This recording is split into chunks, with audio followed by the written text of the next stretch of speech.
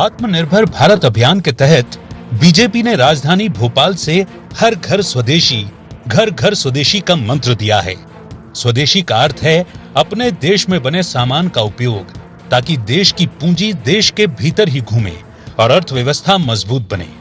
जब लोग स्वदेशी उत्पाद अपनाते हैं तो छोटे उद्योगों से लेकर बड़े कारखानों तक उत्पादन बढ़ता है, रोजगार के नए अवसर पैदा होते हैं और विदेशी आयात पर निर्भरता कम होती है।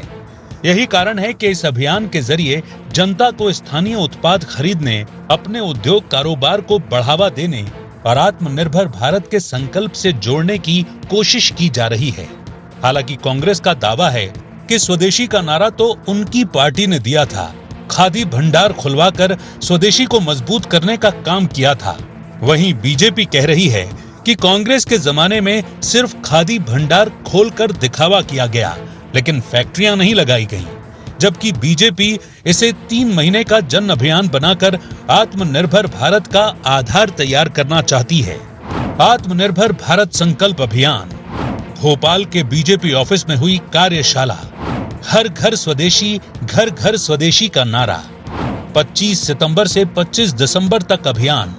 राष्ट्रीय से लेकर मंडल स्तर तक कार्यशालाएं। रोजगार और उत्पादन बढ़ाने पर फोकस। टैक्स सुधार और वन नेशन वन टैक्स का जिक्र। दीनदयाल जी की जयंती 25 सितंबर से अटल जी की जयंती 25 दिसंबर तक ये कार्यक्रम चलने वाला है। हमारे देश में बना उत्पाद, वो उत्पाद जो स्वाभिमान भी बढ़ाए, वो उत्पाद जिसमें भारतीय मजदूर का पसीना बहे, उसके लिए हम देश को प्रेरित करें। मोदी जी के विजन पे पूरा देश चलेगा। यह अभियान लंबा है, लेकिन इस अभियान को लेकर नीचे तक जा रहे हैं। वहीं बीजेपी के आत्मनिर्भर भारत संकल्प अभियान पर कांग्रेस ने पलटवार किया है। कांग्रेस का कहना है कि स्वदेशी का नारा नया नहीं है, बल्कि आजादी की लड़ाई से ही ये कांग्रेस का मूल मंत्र रहा है। पार्टी का आरोप है कि आज हालत ये है कि फैक्ट्रियां बंद हो रही हैं, छोटे उद्योग दम तोड़ रहे हैं और बेरोजगारी बढ़ रही है। ऐसे में बीजेपी का 3 महीने का अभियान केवल प्रचार है, जबकि असली जरूरत है नई फैक्ट्रियां लगाने की, स्थानीय उद्योगों को मजबूत करने की और आयात पर निर्भरता कम करने की। कांग्रेस का कहना है कि नारे और कार्यशालाओं से आत्मनिर्भर भारत नहीं बनेगा। इसके लिए जमीन पर ठोस नीति और रोजगार सृजन की वास्तविक कोशिश करनी होगी। स्वदेशी तो कांग्रेस का ये मंत्र है। स्वदेशी जो है खादी भंडार बना के हमने अंग्रेजों को बाहर भेजा। स्वदेशी का आंदोलन तब परिपक्व होगा जो विदेश में जो चीजें बन रही हैं वो भारत में बननी शुरू हों। तो उसके लिए फैक्ट्री डलवाइए आप।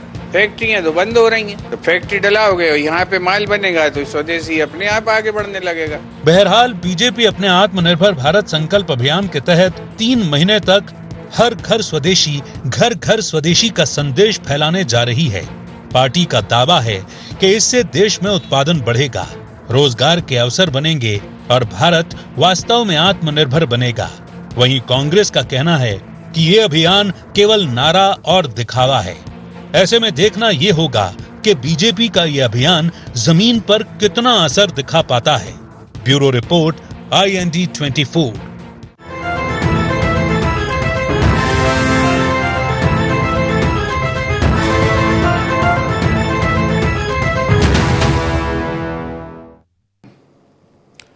नमस्कार, IND एजेंडे में आपका बहुत बहुत स्वागत है। मैं हूं योगी राज योगेश। एजेंडे में आज चर्चा होगी स्वदेशी और राजनीति की। दरअसल भारतीय जनता पार्टी ने एक नया नारा दिया, घर घर स्वदेशी हर घर स्वदेशी, और ये अभियान में तब्दील हो गया। और अब ये मध्य प्रदेश में 25 सितंबर से शुरू होगा, 25 दिसंबर तक चलेगा। करीब 1.5-2 महीने का ये, 1.25-2 महीने का ये अभियान है। इस अभियान की शुरुआत तो वैसे प्रधानमंत्री नरेंद्र मोदी जी ने लाल किले की प्राचीर से अपने भाषण में की थी, लेकिन अब उसे एक जनस्वरूप का, जन आंदोलन का एक रूप दिया जा रहा है और मध्य प्रदेश में इसको लेकर काम शुरू हो गया।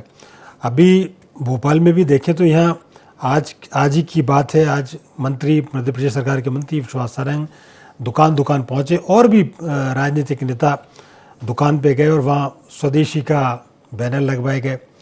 यहाँ स्वदेशी माल बिकता है ऐसे बैनर लगवाए गए, गर्व से कहो हम स्वदेशी हैं ऐसे नारे लगवाए गए। तो कहने का अर्थ है कि स्वदेशी को लेकर एक बड़ा आंदोलन खड़ा किया जा रहा है मध्य प्रदेश भाजपा की तरफ से, देश की भाजपा की तरफ से। और निश्चित तौर पर स्वदेशी पर सेंटर्ड होना इसलिए आवश्यक है कि अभी हमने देखा कि विश्व की जो भौगोलिक परिस्थितियां हैं उसमें देखा हमने कि अमेरिका ने किस तरह टैक्स की दादागिरी की और अन्य देश भी इसी दादागिरी पर उतर रहे हैं। उससे निपटने का एकमात्र साधन, एकमात्र उपाय जो नजर आता है वह है स्वदेशी। निश्चित तौर पर स्वदेश के वो छोटे छोटे कल कारखाने, छोटी छोटी जो औद्योगिक इकाइयाँ हैं जो दम तोड़ रही थी अभी तक जो इकाइयाँ, उनको पुनर्जीवित करना और उन छोटे छोटे उद्योग धंधों को दोबारा से खड़ा करना और फिर यहाँ के प्रोडक्ट को न केवल शहर में, देश में और पूरे विदेश तक यहाँ के प्रोडक्ट की मार्केटिंग करना, उनको बिकवाना, स्वदेशी माल को विदेश में बाजार देना, ये सब इस अभियान का हिस्सा है। और इस अभियान के तहत क्या क्या एक्टिविटीज़ होंगी, कैसे पार्टी के कार्यकर्ता लोगों तक जाएंगे, लोगों में वो अपील कितनी कारगर होगी। अभी तो ये हो रहा है कि लोगों ने दुकान में बैनर तो लगवा लिए कि यहाँ स्वदेशी सामान मिलता है, पर क्या वास्तव में ऐसा है? क्योंकि अभी ये सब होने में बहुत समय लगेगा, जल्दबाजी है। फिर भी एक बात ये सही है कि यदि स्वदेशी के प्रति, स्वाभिमान के प्रति, सम्मान के प्रति यदि एक माहौल बनाया जाता है तो निश्चित तौर पर फिलहाल इसके परिणाम अच्छे नज़र ना आ रहे हैं, लेकिन ये आने वाले दिनों में नव आत्मनिर्भर भारत की दिशा में ये एक बहुत बड़ा कदम साबित होगा, ये मील का पत्थर साबित होगा। तो स्वदेशी और राजनीति पर ही आज इस प्रोग्राम में चर्चा करेंगे। चर्चा शुरू करने से पहले आइए डाल लेते हैं आज के एजेंडा पॉइंट्स पर एक नजर। बीजेपी के आत्मनिर्भर भारत अभियान के क्या है मायने? क्या यह कार्यक्रम रोजगार और अर्थव्यवस्था को नई दिशा देगा? जमीन पर कितना असर दिखा पाएगा बीजेपी का यह अभियान? कांग्रेस क्यों उठा रही बीजेपी के इस अभियान पर सवाल? तो ये थे एजेंडा पॉइंट्स और डिबेट ओपन करूं उसके पहले तमाम मेहमानों से आपका परिचय करा दूं। मेरे साथ आज हैं बीजेपी के प्रवक्ता राजन सिंह जी। राजन सिंह जी, प्रोग्राम में आपका बहुत बहुत स्वागत है। कांग्रेस के प्रदेश स्वागत आपका। कांग्रेस के सचिव पवन पटेल जी, पवन जी आपका भी बहुत बहुत स्वागत है। और वरिष्ठ पत्रकार आलोक सिंह जी हमारे साथ स्टूडियो में मौजूद हैं। आलोक जी आपका भी बहुत बहुत स्वागत है। शुरुआत राजन सिंह जी आपसे। एक बड़ा अभियान आपने शुरू किया है, लेकिन एक बड़े चैलेंजेस भी इसके साथ साथ कि वो कौन से स्वदेशी उत्पाद होंगे, वो कौन से स्वदेशी आइटम होंगे जो विदेश को टक्कर देंगे, और अभी हम उस पर काम करना शुरू कर दिए और वो क्या इतना प्रोडक्शन हमारे पास है या हो पाएगा कि हम स्वदेशी ही बेचें और स्वदेशी ही घर तक पहुंचे? क्या आपकी तैयारी इस बारे में बताइए आप। देखिए योगी जी, जो एक मूल भावना इस अभियान के पीछे है वो जो आज अभी आपने भी बोला कि जो एक वैश्विक रूप से जो परिस्थितियां अभी निर्मित हो रही है उसमें भारत की आत्मनिर्भरता और आत्मसम्मान दोनों उस अभियान के एक प्रमुख अंग हैं। स्वदेशी के साथ साथ हमारी आत्मनिर्भरता जुड़ी हुई है और आत्मनिर्भरता के साथ आत्मसम्मान भी समाहित है। इस अभियान को जन जागरूकता अभियान के तहत जन जन के साथ इसको अभियान को जोड़ने के लिए पार्टी ने ये निर्णय लिया है कि 3 महीने का एक वृहद अभियान चालू किया जाएगा। 25 सितंबर को माननीय पूज्य दीनदयाल जी उपाध्याय जी की जयंती से चालू होकर अटल जी की जयंती तक ये चलेगा। इन 3 महीने में हम छोटे छोटे बूथ स्तर और छोटे गांव पंचायत स्तर तक जाएंगे, लोगों के साथ चर्चा करेंगे, लोगों को इस अभियान से जोड़ा जाएगा और निश्चित ही तौर पर हर भारतीय के अंदर जो एक जज्बा है उस जज्बे के साथ ही ये जन जागरूकता का एक बड़ा अभियान साबित होगा, जिसमें हम आत्मनिर्भर भारत की जो एक बड़ी बात है उसके लिए निश्चित तौर पर यह अभियान एक मील का पत्थर साबित होगा। ये इस अभियान को अगर मैं कहूं कि एक राजनीतिक अभियान नहीं है, ये एक जन जागरण के लिए जनमानस के साथ जोड़ के ये पूरे भारत का अभियान है। राजन सिंह जी, एक बात मैं बस पूछ रहा हूँ, फिर मैं जाऊंगा पवन जी के पास। इस समय जो भारत की जो जनता है, जो यहाँ के निवासी देश के जो लोग हैं, वो बिल्कुल आदतन हो गए हैं कई विदेशी चीज़ों की। अब उनको उस आदत से छुटकारा दिलाना, फिर अपनी स्वदेशी चीज़ों को उनके घरों में स्थान दिलाना, ये कितना बड़ा चैलेंज मानते हैं? देखिए, किसी भी चीज को जब आप शुरुआत करते हैं तो कुछ चुनौतियां आती हैं पर उन चुनौतियों के बीच में भी जब हम लोगों से, मैंने इसलिए कहा कि इस अभियान में जन जागरूकता की बड़ी महत्वता है। तो जब हम जुड़ते हैं, करते हैं, एक आपको भी ध्यान होगा जब स्वच्छ भारत अभियान शुरू किया गया था तब भी एक बड़ी चुनौती थी कि कैसे हम लोगों को ये कहेंगे जो बरसों से, दशकों से घर के बाहर कचरा फेंकते आ रहे हैं कि भैया इसको डस्टबिन में डालो, फिर बाहर उसको करेंगे। लेकिन उस अभियान में भी हमने देखा कि समय के साथ लोगों में जागरूकता आई और आज वो अभियान भी देश में सफलतापूर्वक चल रहा है। तो ये जो आपने कहा है कि चुनौतियां हैं, आदतें हैं, इनमें निश्चित तौर पर हमें जन जागरण के माध्यम से और जब लोगों के बीच जाके बात करते हैं तो ऐसा नहीं है, जो आप भी समझ रहे हैं कि जब भारत के लोग हैं, हम भारत के लोग इतना तो जानते हैं कि हमारे देश के मान सम्मान स्वाभिमान के आगे हमें हर चीज जो है वो अगर छोड़ना पड़ेगी तो छोड़ेंगे। ठीक बात आपने कही, ये भारत के स्वाभिमान और सम्मान की बात है। अब ये तो असर क्या होगा भी देखिएगा। अब मैं आ रहा हूँ पवन पटेल जी। पवन जी, एक समय तो आपकी पार्टी के ही ये अभियान थे, फिर इसको तो आपको भी स्वीकार करना चाहिए। नहीं, अभियान तो थे हमारी पार्टी के। हमारी पार्टी का तो इतिहास है, स्वदेशी अपनाना स्वतंत्रता संग्राम सेनानी का एक महत्वपूर्ण हिस्सा था। ब्रिटिश मिलों में जो बने हुए कपड़े थे और अन्य समाजों का उस समय सामानों का बहिष्कार किया गया था। चरखा और खादी आंदोलन के प्रमुख वो थे। भारतीय राष्ट्रीय कांग्रेस के जो बड़े नेता थे, महात्मा गांधी जी हो गए, लाला लाजपत राय, बाल गंगाधर तिलक जी ने इन सब आंदोलनों का नेतृत्व किया था। असहयोग आंदोलन के दौरान विदेशी वस्त्रों का बहिष्कार किया गया था, 1920 में किया गया था। 31 जुलाई 1921 को बॉम्बे में विदेशी कपड़ों की होली जलाई थी और 22 अगस्त को फिर से विदेशी कपड़ों की होली जला के स्वदेशी का नारा तो उसी समय बुलंद कर दिया गया था। तो कांग्रेस तो जब आजाद नहीं हुआ था तब से इस चीज की लड़ाई लड़ रही है। और महात्मा गांधी जी ने उस पीड़ा को समझने के लिए अपने वस्त्रों का त्याग कर दिया था तमिलनाडु में। ये अच्छी तरह समझना चाहिए। आज के लोग ये नहीं समझेंगे। आत्मनिर्भर भारत तो पहले प्रोजेक्ट बन चुका है, वो भी बहुत बड़ा एक इमेज बनाए थे, बड़ा इवेंट बनाए थे, तो क्या सक्सेस हुआ?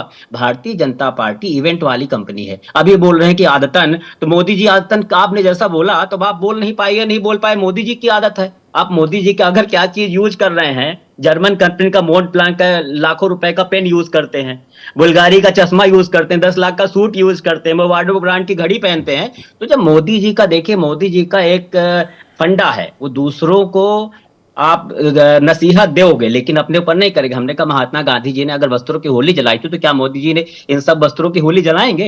ये मोवाडो के ये सब जो कंपनी के जलाएंगे क्या? लेकिन ये दूसरों के लिए कहना कुछ, अपने लिए इंप्लीमेंट करना कुछ। दोहरा चरित्र भारतीय जनता पार्टी का दोहरा चरित्र है। ये 75 साल में दूसरों को मार्गदर्शक मंडल में डाल देंगे लेकिन अपने लिए नियम बदल देंगे। तो ये भारतीय जनता पार्टी का, बाकी ये कांग्रेस का अभियान था। ये देश जब आजाद नहीं हो तो उसके पहले से कांग्रेस का अभियान था। खादी ग्रामोद्योग बने, इतने सारे उद्योग धंधे बंद हो चुके हैं, उस तरफ पार्टी का कोई ध्यान नहीं है भारतीय जनता पार्टी सरकार का। ये बड़े बड़े आप जो ज्वलंत मुद्दे उससे ध्यान भटकाने का प्रयास था। करोड़ों रुपए इस 3 महीने के इवेंट में खत्म कर देंगे, देख लीजिएगा। और लास्ट में मैं लिख के दे रहा हूं, आप फिर से डिबेट करिएगा, अगर मील का पत्थर साबित हो जाए तो मेरा नाम बदल दीजिएगा।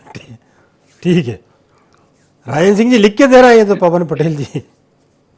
पवन जी, जिस पार्टी में वहां नाम बदलने की बात होती इनके, अब आपको याद दिला दूं और पवन जी को याद दिला दूं, जब तुलसी सिलावट उपचुनाव लड़ रहे थे तो जीतू पटवारी ने कहा था कि अगर ये चुनाव जीत गए तो मेरा नाम बदल देना। क्या जीतू पटवारी ने नाम बदला? तो पवन भाई, आप भी नाम नहीं बदल पाओगे। अभियान तो सफल होगा क्योंकि ये आम जनता से जुड़ा हुआ अभियान। जहां तक आपने जितने उदाहरण दिए, ये आजादी के पहले की करे ना, शुरुआत आजादी के बाद। सुनिए पवन जी, मैं आपकी गलत बात को भी सुन रहा था तो आपको सही बात को सुनना पड़ेगा। मुझे ये बताइए कि क्या आजादी के बाद जो नीति निर्धारक थी कांग्रेस, उसने ऐसी नीति बनाई जिसमें देश आत्मनिर्भर बन सके? जिन मोदी जी का आपने जिक्र किया, मैं बड़े गर्व के साथ कहता हूं कि मेरे यशस्वी प्रधानमंत्री के नेतृत्व में जब वैश्विक संकट आया तो भारत के अंदर बनी वैक्सीन को विदेश ने भी स्वीकार किया और उस वैश्विक बीमारी से लड़ने में आत्मनिर्भर भारत की बनी हुई वैक्सीन ने काम किया। दूसरी चीज, आप जो अभी तक उदाहरण दे रहे थे कि महात्मा गांधी जी, बाल गंगाधर तिलक जी, निश्चित तौर पर उन्हीं महात्मा गांधी जी ने भी स्वच्छता अभियान की बात की थी। पर कहां रही कांग्रेस? जब तक मोदी जी नहीं आए स्वच्छता अभियान कहीं दिख रहा था। आलोक जी जैसे तटस्थ व्यक्ति बैठे हैं, ये बताएंगे। और कांग्रेस की आदत है, जो पवन पटेल जी आप कह रहे हो ना, इसको पार्लियामेंट के अंदर कांग्रेस के बड़े लीडरों ने ये बात कही थी कि ये स्वच्छता अभियान, ये लैट्रिन बाथरूम बनाने से सफल नहीं होगा। और आज आप इंदौर जाइए, मैं पूरी गारंटी के साथ कहता हूं, वहां अगर आप जाएंगे और आपके किसी कांग्रेसी मित्र के रिश्तेदार के घर भी जाएंगे पवन जी, एक ना, मिनट, उसका बच्चा भी टाफी और प्लास्टिक का बैग जो है ना, टाफी का रेपर भी निकाल के रखता है कि नहीं मैं बाहर नहीं फेंकूंगा। ये वहां के जन जागरण के कारण आज इंदौर पूरे देश में नंबर 1 आया। ठीक है। इस बात को आप स्वीकार ना करें, लेकिन आम आदमी स्वीकार करता है कि कितना बड़ा अंतर आया। तो जब अभियान जो रहता है जनता से जुड़ता है, जन अभियान बनता है, तो उस अभियान के साथ जनता जुड़ती है, तो निश्चित तौर पर वो मील का पत्थर साबित होता है। ठीक तो बात। पक्ष में रहने के नाते से हर अच्छी बात वही बार-बार मील का पत्थर। पवन जी, एक मिनट, मैं आलोक जी को एक इन कर लेता हूं, फिर आपके पास फिर आऊंगा दोबारा से। आलोक जी, आप क्या इसको कैसा मानते हैं? बिल्कुल योगीराज जी, दोनों बातों में अंतर है। स्वदेशी की बात जिस तरीके से कांग्रेस कहती है वो उस समय की परिस्थिति थी। आप ये देखें, सेकेंड वर्ल्ड वॉर के बाद में 55 देशों से जो है अंग्रेज वापस हो रहे थे और भारत को भी उनको आज़ाद करना था। तो उस समय में जो था एक ये, चूंकि उनको ये भय था कि भारत पता नहीं अपने पैरों पे खड़ा हो पाएगा कि नहीं हो पाएगा, तो वो एक तरीके से देश में ये बताना चाह रहे थे कि हमें देश का नवनिर्माण करना है। तो वो कांग्रेस को, जो चूंकि कांग्रेस उनकी व्यवस्थित पार्टी थी, उसी समय की एक ही पार्टी थी उस समय, सबसे बड़ी पार्टी, तो उसको ये उसके माध्यम से ये संदेश दे रहे थे कि स्वदेशी का अभियान चलाना हमें करना है। तो उस समय मैनचेस्टर से कपड़ा आता था, वो जलाया, और वो आंदोलन निगेटिव था, एक तरीके से ये बताने के लिए कि अंग्रेजों से हमें मुक्ति पाना है, तब था। आज की स्थिति वैसी नहीं। अच्छा, उसके बाद में, आज़ादी के बाद में नहीं रहा वो। यदि स्वदेशी की बात होती तो कांग्रेस अपने 65 साल के कार्यकाल में वो अपनाती, लेकिन कांग्रेस ने क्या किया, हमेशा विदेशी एग्रीमेंट करके और जो है विदेशी चीज़ों का, विदेशी तकनीक का आयात, विदेशी वस्तुओं का आयात, बहुराष्ट्रीय कंपनियों का को मौका देना, ये सब करते रहे। अब वो इतिहास की बातें हो गई, खत्म हो गई। लेकिन आज की तारीख में भारत के सामने चुनौती है और भारत को ये स्वदेशी आंदोलन खड़ा करना है। और आप ये देखें, आज़ादी के बाद से कांग्रेस की सरकारें रही हों या भाजपा की रही हों, सभी ने क्या किया कि वो बनाते रहे, कहीं छोटी लकड़ी के खिलौने बन रहे हैं या दिए बत्ती बन रहे हैं, मिट्टी के खिलौने बन रहे हैं, लेकिन इनने कभी एक कमर्शियल वे में नहीं सोचा कि हमें पूंजी का निर्माण कैसे करना है, खिलौने बनाना। आज चाइना ने खिलौने बनाया, छोटी छोटी जो जरूरी चीजें हैं, सीरीज है, दिया है, हर चीज, मूर्ति है, ये सब बनाना शुरू किया और वर्ल्ड मार्केट में बेचा उनने। तो चाइना सबसे बड़ा उदाहरण है। पहले ये सब उदाहरण नहीं था ऐसा कहीं। तो पहले औद्योगिक क्रांति को ही माना जाता था कि इसी से बदलाव होगा, लेकिन अब क्या है, अब आपको औद्योगिक क्रांति भी करना, मार्केटिंग भी करना, तो ये सारी चीजें हैं। अच्छा, और इसके बाद में भारतीयों के परसेप्शन में बैठा हुआ है कि विदेशी कपड़ा जलाया था गांधी जी ने, और वही एक एपिसोड डला है। इसलिए भाजपा के नेता भी अभी नहीं स्वीकार कर पा रहे, उनको भी नहीं मालूम। वो जा रहे हैं दुकानों पे, कह रहे हैं साहब विदेशी सामान का बहिष्कार करो और देशी सामान खरीदो। अरे भाई, जब दो चीजें सस्ती और महंगी दो दिख रही हैं, भारत की बनी हुई चीज महंगी है, चाइना की बनी हुई चीज सस्ती है, अच्छी क्वालिटी की दिख रही, तो क्यों खरीदेगा कोई आदमी? तो आप नेगेटिव बात करेंगे तो इससे नहीं होगा, आपको माल की कीमत घटा के देना पड़ेगी, प्रोडक्शन करके देना पड़ेगा। तो ये दोनों अंतर है, इनको समझना पड़ेगा। ये बात आपने बिल्कुल महत्वपूर्ण कही। और राजेंद्र सिंह जी, मेरा भी आशय कुछ ऐसा ही है। असल में है क्या, देखिए, स्वदेशी अपनाए, स्वदेशी हर घर पहुंचे, इसमें किसी को कोई ऑब्जेक्शन नहीं है।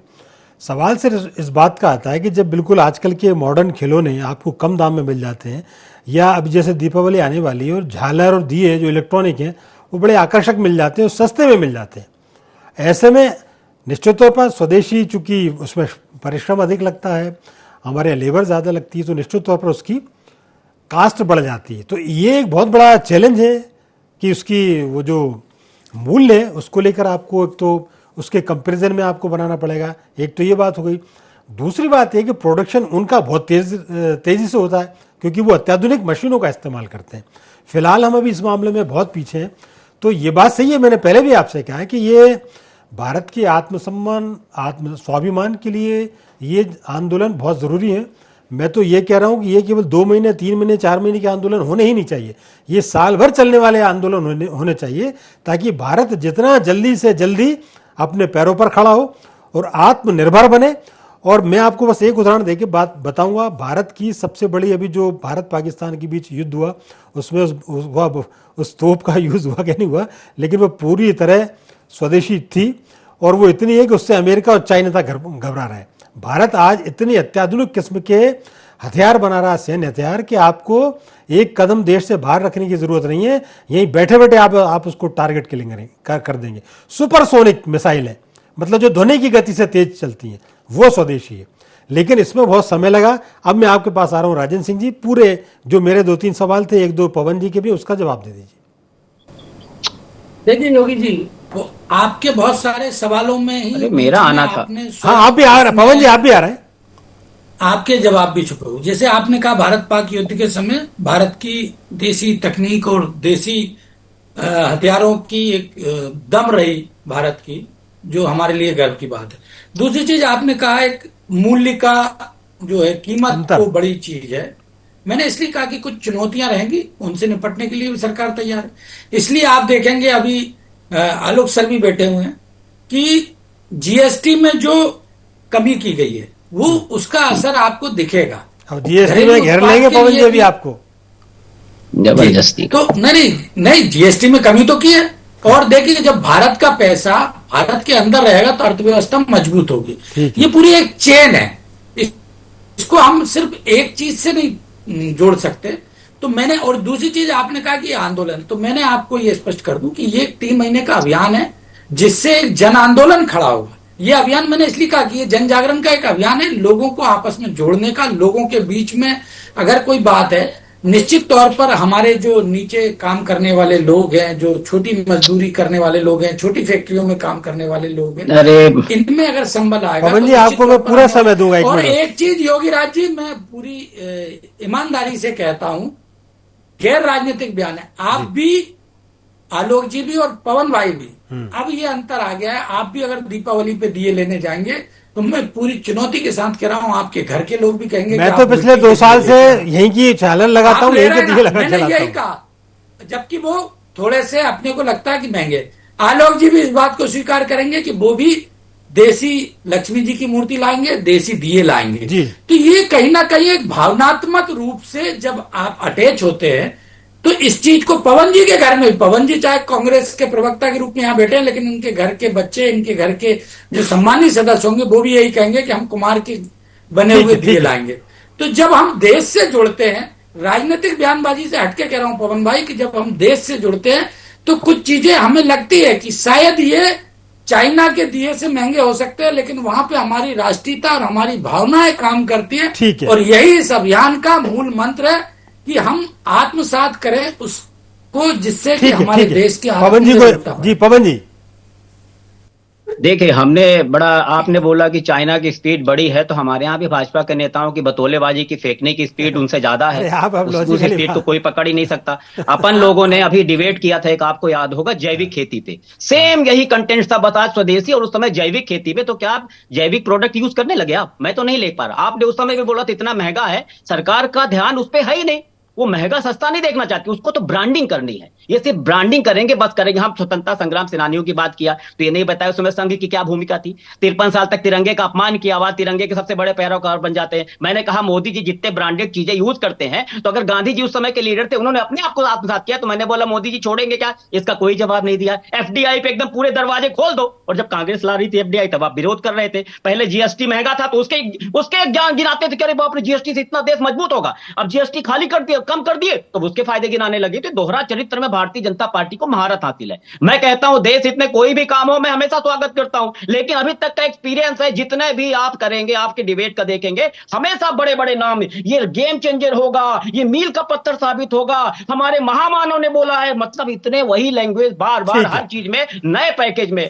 तो ये भारतीय जनता पार्टी, नहीं देखिए गेम चेंजर तो इसलिए साबित हुआ कि आज स्वच्छता को लेकर प्रतिस्पर्धाएं होने लगी, हर गांव स्वच्छ दिखने लगा। इंदौर जैसा शहर तो टॉप है, तो इसका असर तो होता है पवन जी।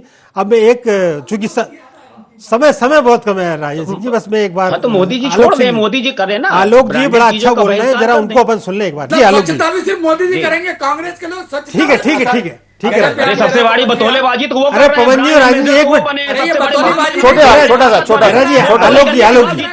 आलोक जी ठीक है पवन जी और राजेंद्र जी चुप हो जाए, थोड़ा शांत हो जाए, आलोक जी को सुनिए। असल में साहब एक इकोनॉमिक्स का,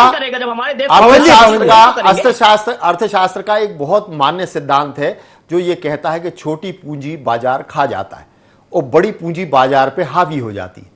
अब सबसे बड़ी चीज है, जब हम जो तुलना करते हैं स्वदेशी का, और सबसे बड़ा हम पे आक्रमण है चाइना के माल का। चाइना $30 ट्रिलियन की इकोनॉमी है और वो उसके पास में अपने उद्यमियों को इतनी बड़ी मात्रा में फाइनेंस करता है जो भारत नहीं फाइनेंस कर सकता, और इसलिए भारत का माल जो है वो महंगा होता, कम्पीट नहीं कर पाता।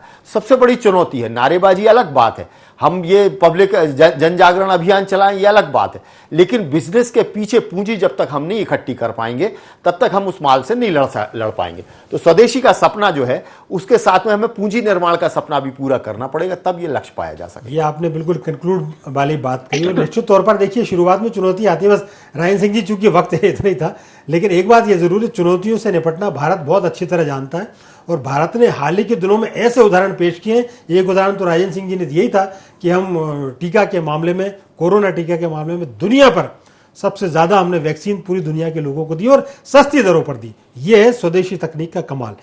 वार्ता में चूंकि इतना ही समय था, इसलिए आप इस वार्ता को यही विराम देना पड़ेगा। आप तीनों का बहुत बहुत धन्यवाद, शुक्रिया। तो IND एजेंडा में फिलहाल इतना ही। आप हमारे साथ बने रहिए, जुड़े रहिए और देखते रहिए IND 24। नमस्कार।